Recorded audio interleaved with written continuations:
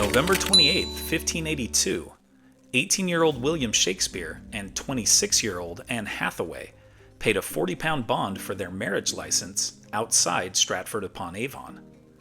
6 months later, their daughter Susanna was born, the first of their 3 children.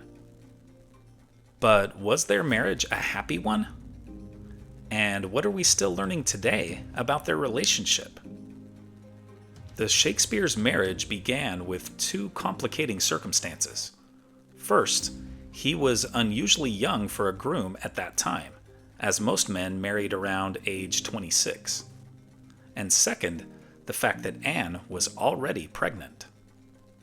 The age difference has fueled centuries of speculation. Some later writers imagined scandal, while church records simply show a young couple moving quickly to meet Tudor-era expectations.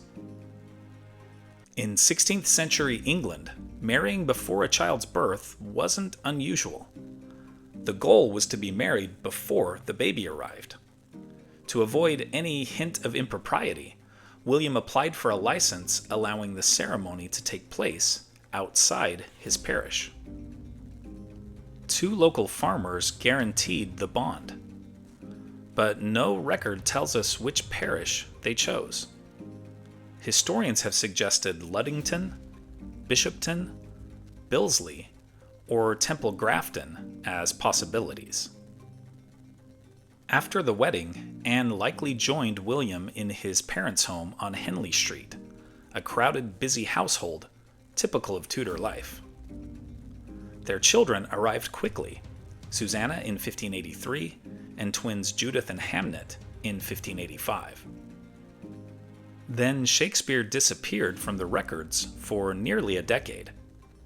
These so-called lost years have inspired every myth from working as a schoolmaster to poaching deer. The truth remains unknown.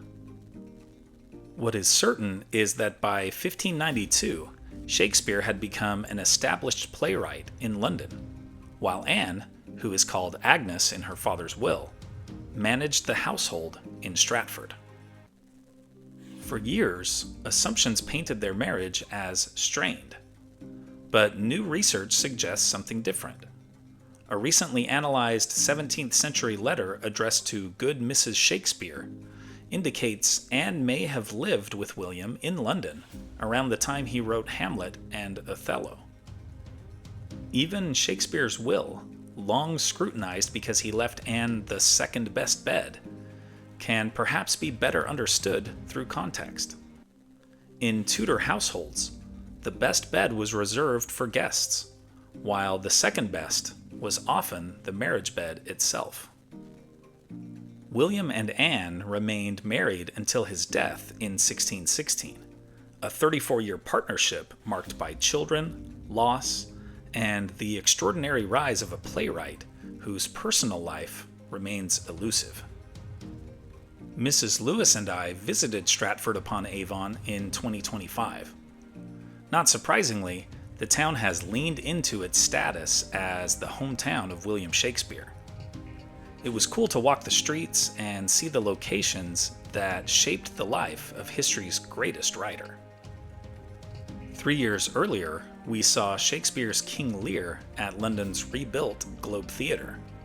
Well, to be more accurate, I saw the play. Mrs. Lewis might have slept through most of it, which is impressive since the seats are not particularly comfortable, even with the cushion you can rent, or should I say hire, for a few pounds. To be fair, I may have made the mistake of buying tickets for the same day we arrived in London after a long flight from Phoenix. Although we know so little about Shakespeare's life, what remains is a reminder that even history's greatest figures lived through ordinary human moments. Hurried weddings, family responsibilities, uncertain years, and the mysteries of a marriage still being rewritten today. Here are other events that happened today in history. In 1520, Magellan reaches the Pacific after sailing through the strait that now bears his name.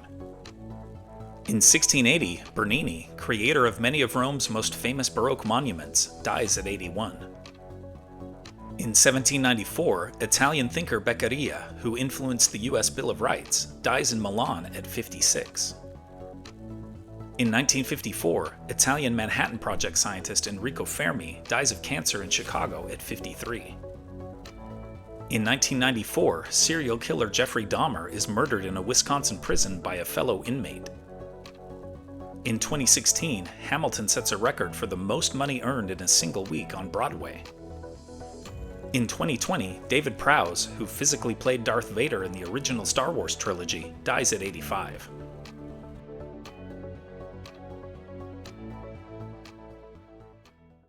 And now it's time for our Today in History quiz. In 1985, a painting by which Dutch artist was stolen from the University of Arizona?